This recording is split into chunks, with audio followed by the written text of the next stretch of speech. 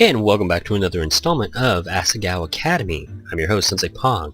And last time we tried to make Shane crumpets, and we almost killed him. So, let's see how that happened. How it turned out, I mean. Because we know what happened. May's itty-bitty kitty was in the crumpet he ate. The lost one that she was trying to look for. And he threw it all down into his mouth and choked on the itty-bitty kitty. Apparently, those itty-bitty kitties are not child-friendly if Shane can stuff a whole one in his mouth and almost die doing so. So, let's carry on. Now, I don't mean to offend any, My Little Pony fans by saying that comment, but if there's any, itty-bitty tiny, My Little Ponies out there, don't stick them in your mouth. Don't give them to 2-year-olds, I suppose, if they're too small. Let's carry on. I don't know where I was going with that. When people asked me where I was, I told them I had things to take care of. Besides, I really did have more important things to take care of. Oh. I held the right trigger button, forcing blocks to lift from the floor. It was how I liked to begin matches, even in single-player rounds. Ah, okay. Yeah, this is starting to sound almost exactly like Tetris Attack. This is awesome. I like that game. I liked having more blocks to play with. It helped me get better chains, and honestly, it felt better to look at. It was nice to look at. Well, I set up my first combo. I glanced at my score. It had been 2 minutes, and yet my score was low. Even intermediate players know how to focus on score instead of time. Shane popped in my head, and as he did, my hand slipped. I covered the wrong block, and even an 11 chain combo vanished from view. Nah! Are you kidding me? I sighed, starting over from scratch. Jared told me to give Shane time to sulk, but would he really forgive me if I just let him wallow? Hey! oh boy, here we go. It's Caddy. Alright, I gotta try my Cockney, even though I completely failed last time. Hello, my duckies. Hello there, Governor.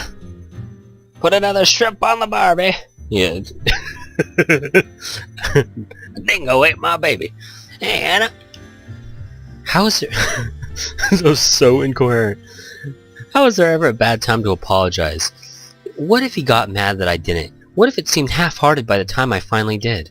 Hannah? Caddy tapped on my forehead. Patop, patop, patop. Caddy, what are you doing here? I could be asking you the same thing. Not gonna eat the rest of them. Not gonna eat with the rest of them? I can't do his voice.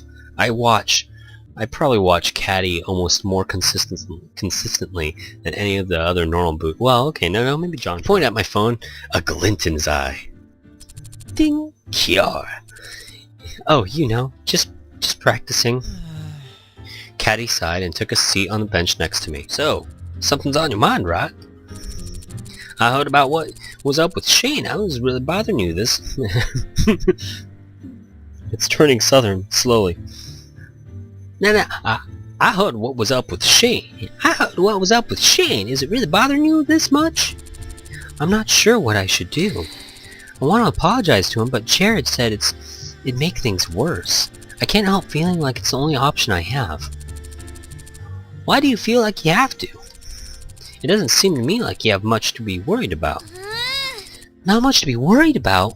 He doesn't even look at me anymore. He slumps around, completely ignoring me. He even turns his head away. It has to be on purpose.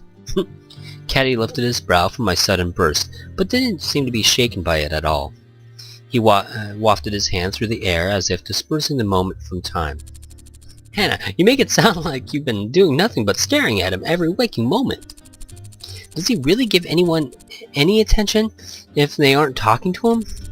I haven't seen anyone with a word with him for a good while now. Just as he said, he slumps around, dragging his feet, barely alive. Yet somehow, he's more productive than ever. He leaned towards me, talking in slight whispers. Shane's not the kind of person to hide his anger. If If he really has a problem with someone, he'll do what he has to do to work it out. I should know, one time, the British Student Coalition was split down the middle. It was a nightmare. I balked. The idea of that Shane wasn't angry at me was harder to believe than the fact that the Asagao had a secret society reserved specifically to foreign students. Then, why has he been like this? And why hasn't he told us what's wrong? Wish I knew. For whatever reason, he finds it easier to disappear. No warning, no goodbyes, no anything, just the absence of Shane. Don't take it personally, Hannah. Seriously, if he was mad at you, you'd know. Yeah! Think of it as Shane's super secret seclusion season. There's a reason for it, but that reason is for him, and only him to know.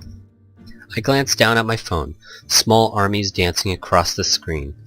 If this was all true, maybe I should really should leave him alone. Caddy leaned over to examine my screen.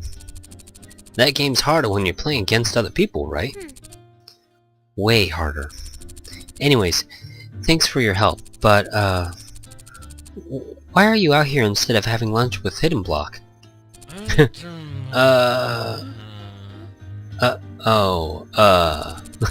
You know, I just wanted some fresh air and I saw you sitting here. No other reason.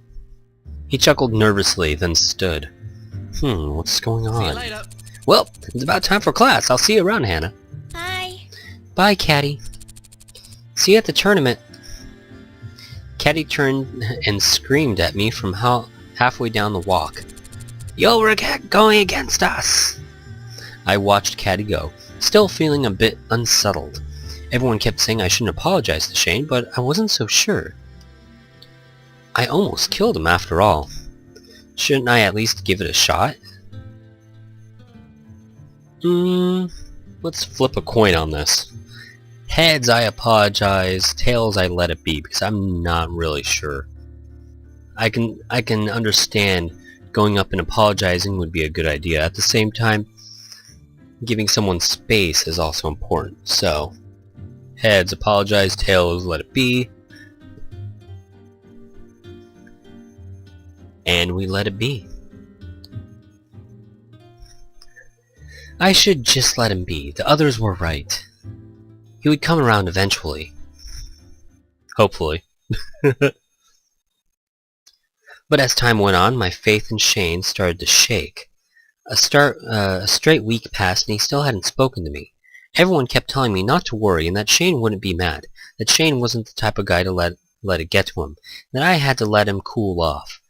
But at this point, I was worried about him cooling off. I was worried about me. I couldn't get it out of my mind. At lunch and class, I was always staring at him and wondering whether he were cool. I almost never saw Shane in the morning anymore. He always slipped into class seconds before the bell rang. Oh, here. Oh, never mind.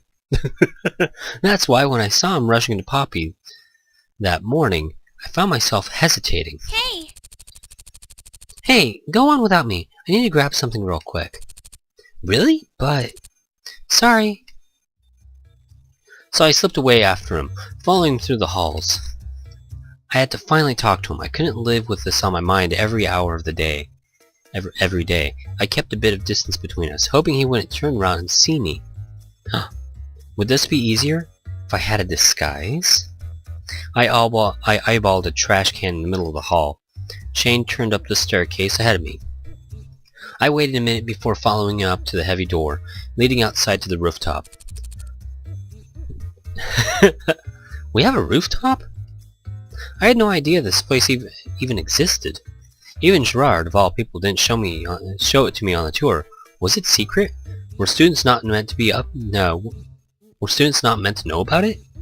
I peeked out the window, sitting inside the door, and all I could make out was the bright turquoise of Shane's normal boots jacket. He was crouched over something. What was he doing? I took a deep breath and pushed open the door as silently as I could. Aww, well that's nice. Shane stood over a box lined with blooming flowers, watering can in hand. He was watering the plants. A light breeze swept across the rooftop, stirring his hair and the leaves. They looked almost like they were trembling in happiness. I must have gasped or made some other noise because Shane looked over his shoulder. Hi, Anna. I'm sorry. Don't be. Are you... The gardener? Yes. I get up early anyway.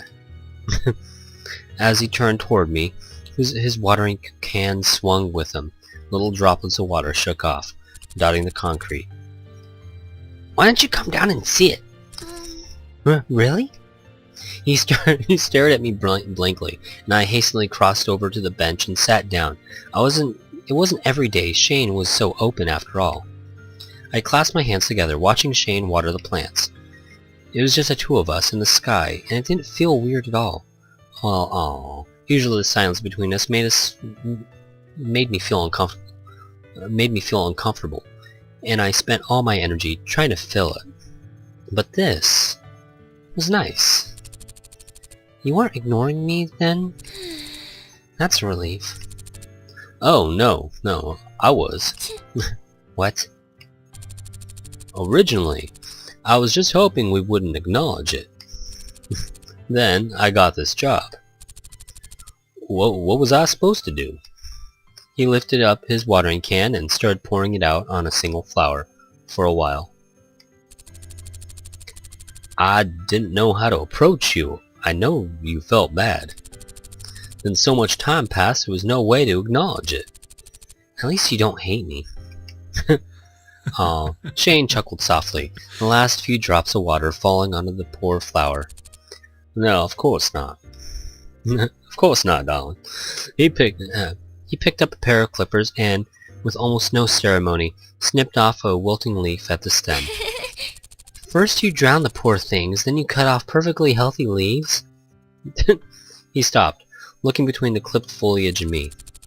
Who hired you to be the gardener? Oh. Shane looked sadly down at his maimed plant. No one else wanted to do it. I couldn't let them die. Shane. Oh.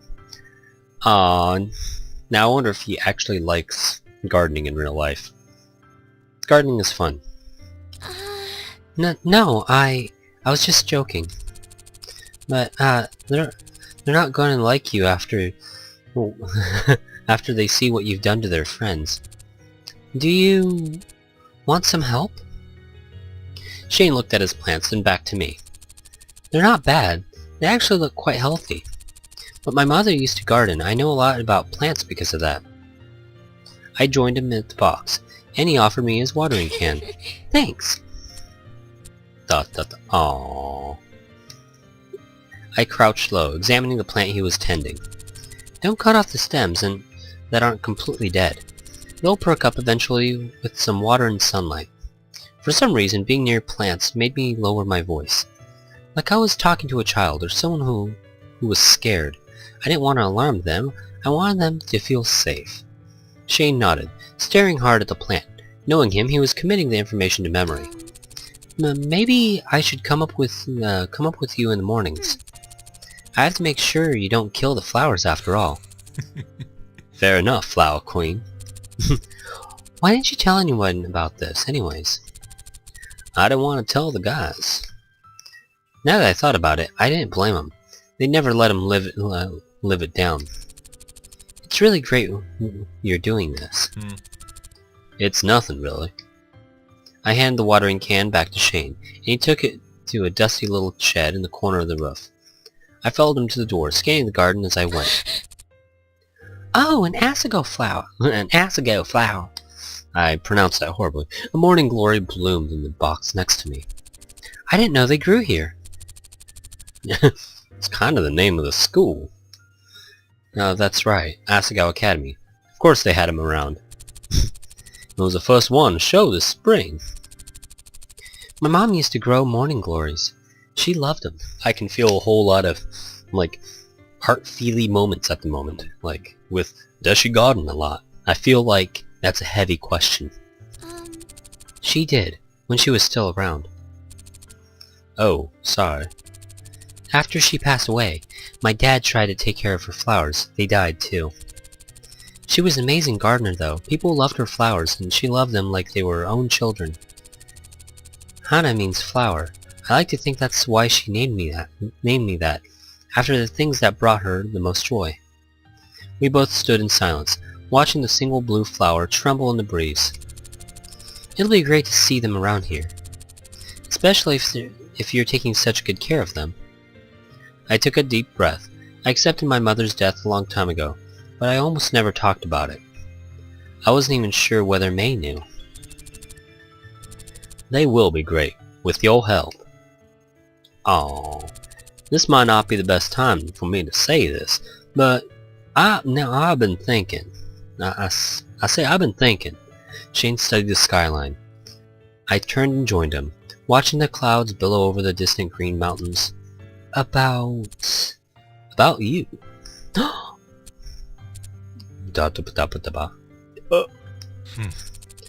On the team, I mean.